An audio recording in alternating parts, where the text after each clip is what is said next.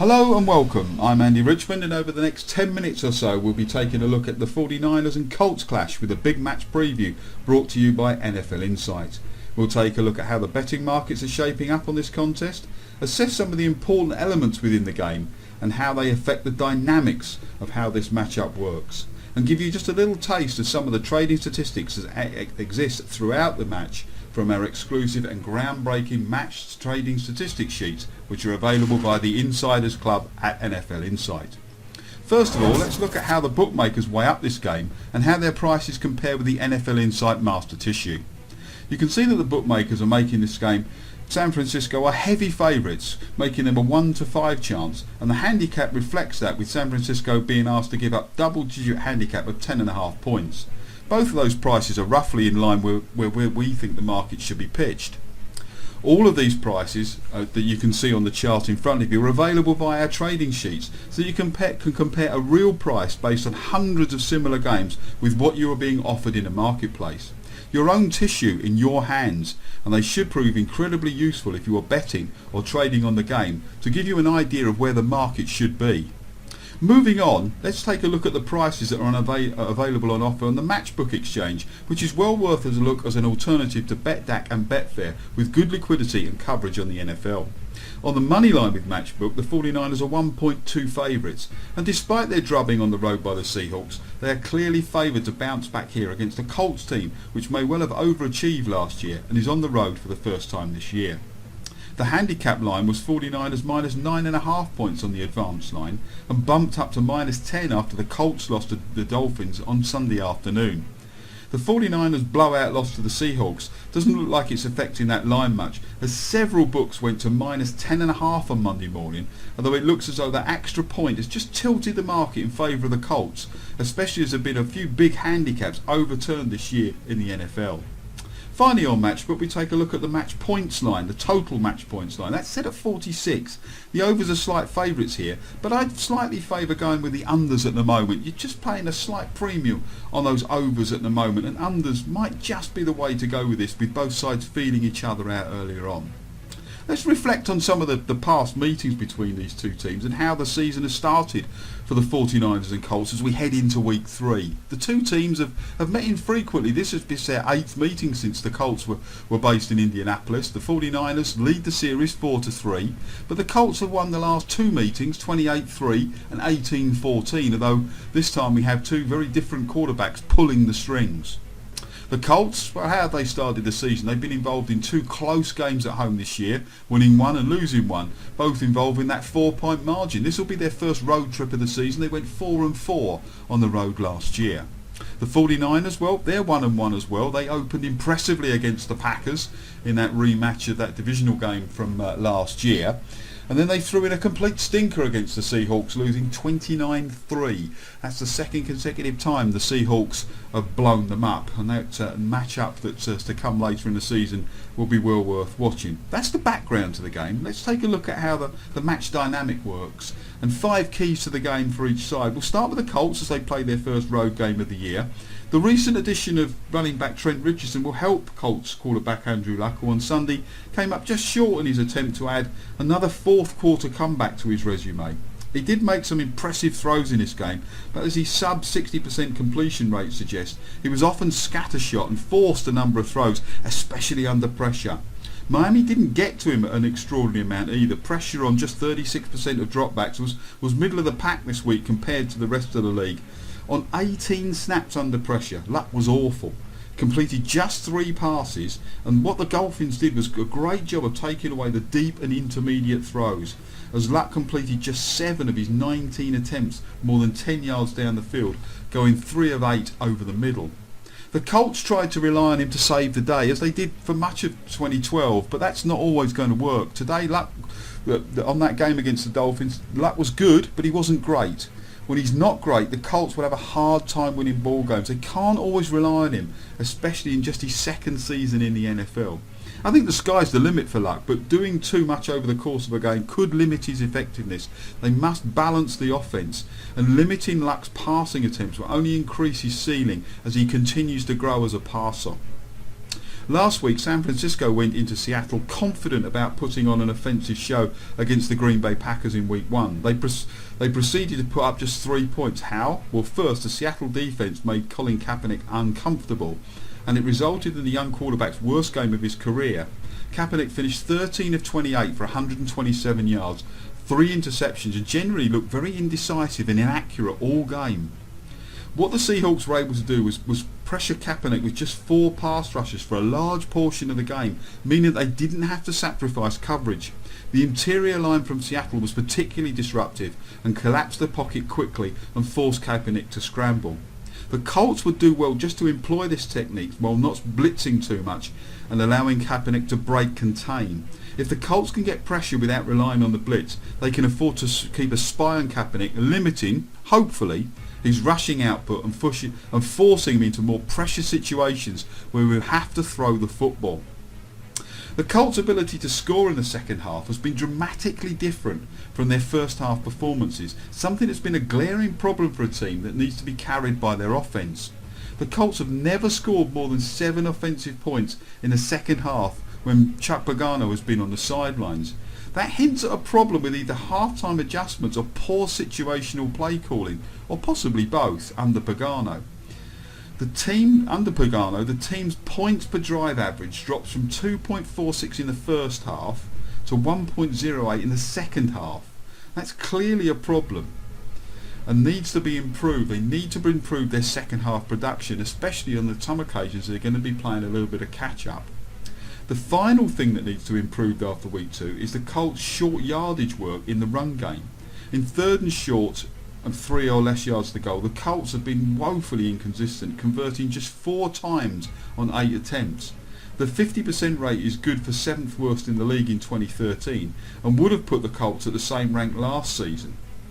For a team that preaches power running and being able to impose their will on the ground, they've struggled to do so most when they desperately need to.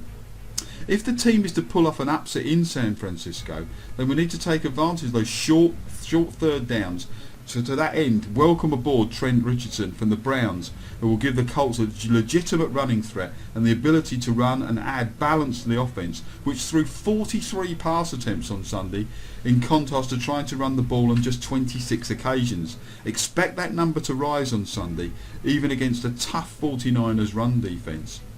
While the Colts offense has the talent to put points against anyone, their defense may have to pray for another weather delay if they're going to have any shot at disrupting the 49ers offense.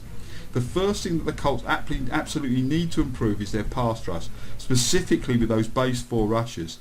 The Colts were able to get 5 sacks on Sunday, but 3 of the 5 came when the Colts sent extra rushers, and pressure on Kaepernick is one of the vital keys to this game, and they have to find a way of creating pressure with their base 4 rushers, so that will enable them to maintain contain on the 49ers and force them into third and long situation. Every team struggles in third and long situations, but the 49ers have been below average with Colin Kaepernick at quarterback. It may not seem a huge difference, but the 49ers offense isn't as explosive this season, with some key playmakers out, and relies more on a methodical driving down the field. Long third downs disrupt their rhythm and keep them off the scoreboard.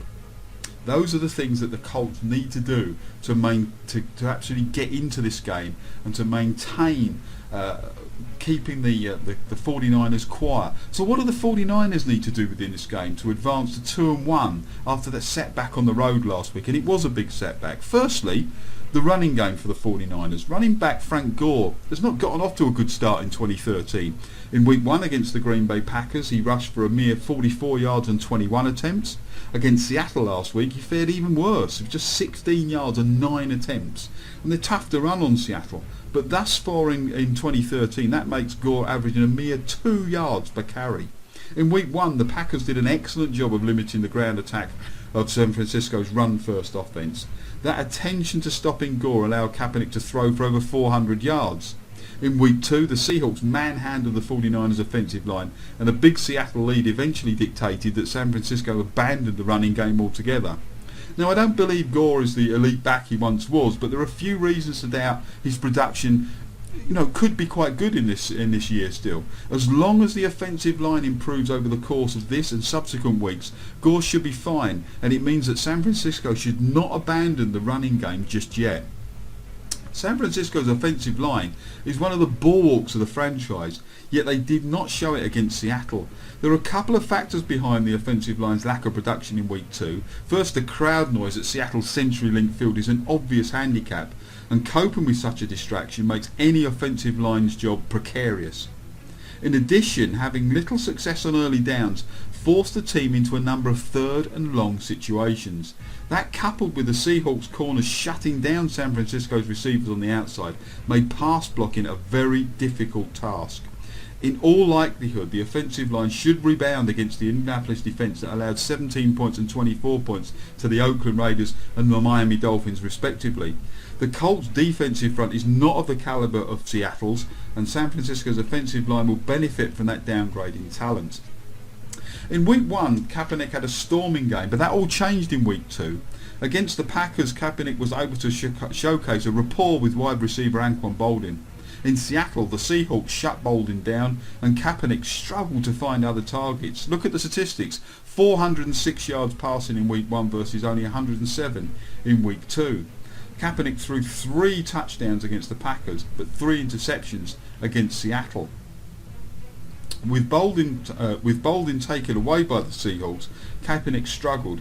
Kaepernick may have thrown for over 400 yards in week 1, but the leading receiver after Boldin and Vernon Davis was Carl Williams with only 36 yards.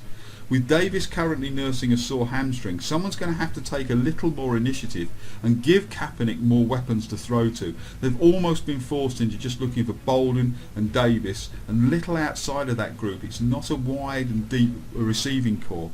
The group that includes Williams, Marlon Moore and Quinton Patton. Who's it going to be? One of them needs to step up and give the 49ers more options. Michael Crabtree and Mario Manningham can't come back soon enough for the 49ers' offensive effort. In the loss to the Miami Dolphins in week 2, Andrew Luck had a passer rating of 100.5 when he had a clean pocket to throw from. When pressured, he had a rating of 30.2 with just 3 completions and 18 snaps. For a good portion of the game, Luck was under duress as the Miami front four relentlessly forced him to get rid of the ball, resulting in several errant throws. By day's end, the talented quarterback had completed less than 60% of his passes, which has happened in all 6 of his career losses. This is what the 49ers want to focus on. The more pressure they apply, the lower his completion rate will be. It's a simple formula and one that they must be proactive about. Throughout the first two weeks of the season, the 49ers have been whistled 23 times for 206 yards in penalties. How bad was it against Seattle? The 49ers nearly scored as many points for the Seahawks as they did for themselves.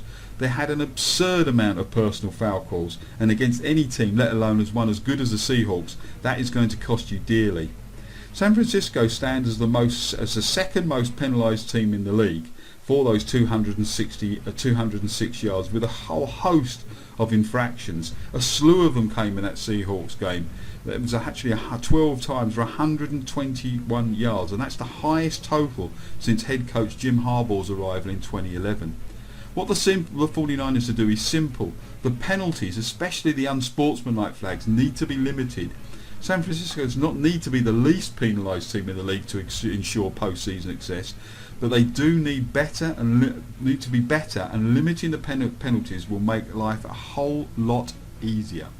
Those are some of the keys to the game, both from each side, of what the teams need to do. I mentioned at the top of our show our exclusive trading stat sheets, and those have lots of information about how the sides have responded in certain situations this year, and this information is taken from heaps and loads of very, very similar games, and it also shows you how often they go on to win a game in certain situations. These give you a guideline and a price to compare with what is going on and what is on offer from the in-play bookmakers at the time. Here you can see what the true prices should be in the following situations at half time, and we also take a look by comparing games of a similar nature how likely situations are to happen throughout the game. And in our live trading room on Sunday night, we have the ability to predict a live tissue price and how likely statistically certain outcomes are to happen. Here you can see that it's around a 1 to 2 chance of San Francisco leading the game by 10 points or more in the second half, giving you a realistic idea of the dynamics and the scoring dynamics of the game and how that could affect the pricing of the game and the trading of the game throughout all of the quarters. These statistics are a small taster of the profusion of data that are available in those sheets, which are exclusive to NFL Insight and via the live updates that are available in our trading room, making us able to assess match situations and the odds available at an instant and also highlight trading opportunities. Match previews are a small part of what we do here at NFL Insight, and be sure to subscribe to the NFL Insight TV channel via YouTube for all the latest previews. I'll be back soon with further match previews and all the big games in the NFL. Make sure you check out our betting focus previews by our website, which is www.betting-insight.com, which take a look at all the best betting opportunities on the game once we have taken into account all the tactical factors that I've mentioned in this preview. Come and get involved with us at NFL Insight for all your NFL previews, statistics, trading previews and betting advice. NFL Insight is at the forefront of a new way of looking at and betting on the NFL.